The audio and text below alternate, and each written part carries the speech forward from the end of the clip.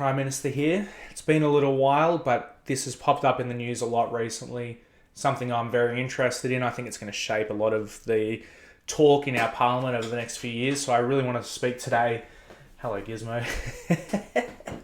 So I really want to talk today about the proposed amendments to the Constitution. So far, all of this is proposed. None of this is locked in.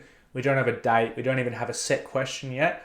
But this is roughly what the kind of ballpark that we're going to be looking in.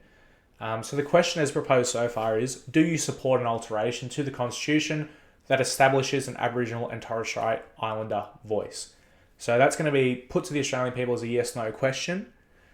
And then as a post-amble, or I guess the meat, are the three provisions, the three sentences that the government are looking to include in the Constitution. So 1, there shall be a body to be called the Aboriginal and Torres Strait Islander voice. 2, the Aboriginal and Torres Strait Islander voice may make representations to Parliament and the executive government on matters relating to Aboriginal and Torres Strait Islander peoples.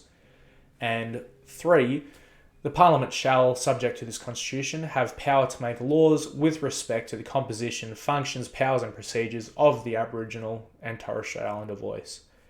I'll talk a little more about perhaps what that means down the track, but for now I want to talk a little more about how we got to this stage. So where does the concept of a voice come from, and who are the kind of main movers and shakers? Hello, Gizmo. Who are the main movers and shakers that kind of got us here?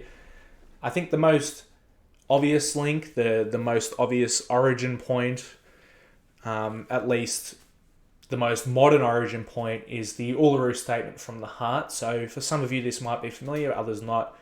It's a document released in 2017. So if you throw your mind back to 2017, there was some talk of a constitutional amendment that would include a preamble, basically establishing Indigenous people as the first people of Australia. It wasn't going to really give Indigenous people anything in terms of political power or any functional change. It was truly a symbolic gesture.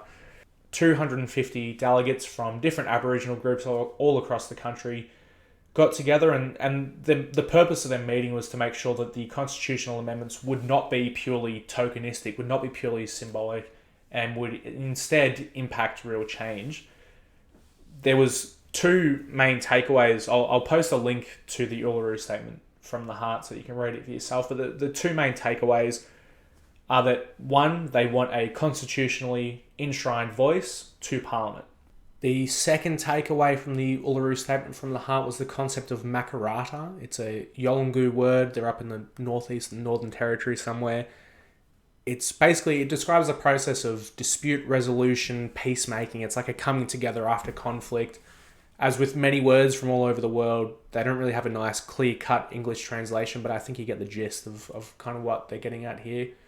And the statement finishes with what I think is a really important takeaway, and I quote here, "In 1967, we were counted, and in 2017, we want to be heard."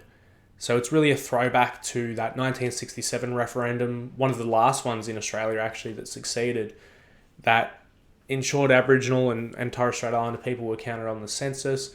And it's a call to action. It's a driver of positive change. It can't just be about symbolism and tokenism. It really has to be about giving a voice to Aboriginal people in Australia. So at the time, Malcolm Turnbull was the Prime Minister, and effectively he kiboshed this. He wasn't going to engage with any of the requests, anything to do with the Uluru Statement from the Heart. After he was rolled and Morrison came in, they kind of floated the idea of introducing a voice, but it was only going to be legislated. It wasn't going to be constitutional. There was some talk, again, of recognising Aboriginal people in the Constitution, and that was really only on the proviso that there was like a public support and that the constitutional amendment would get up, so the referendum would succeed.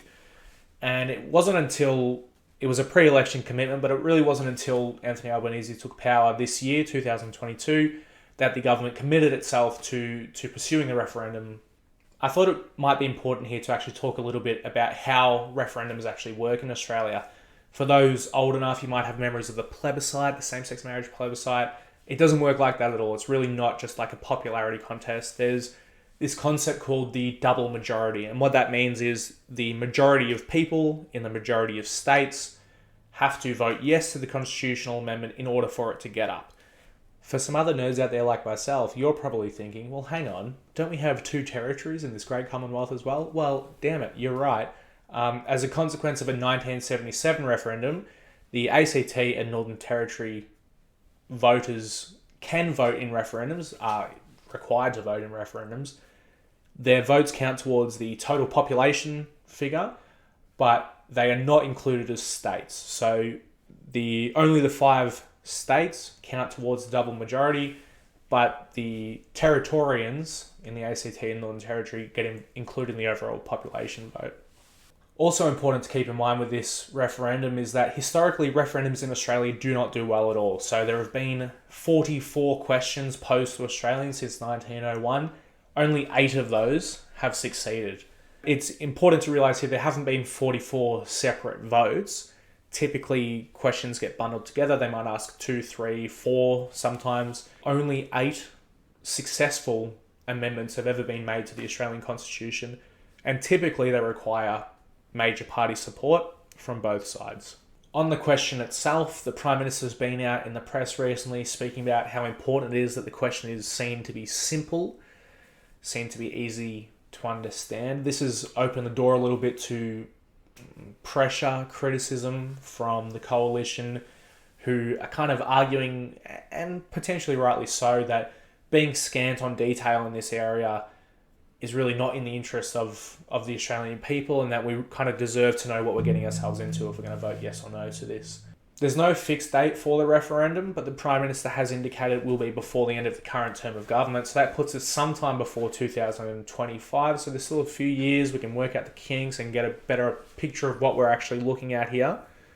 And finally, and possibly most importantly, Albanese acknowledges, you'd be a fool not to, Albanese acknowledges that referendums usually fail in Australia, but he's kind of putting forward the case, and I think this is really important as a starting step, is that the risk of failure here is not outweighed by the possibility of the rewards for a success.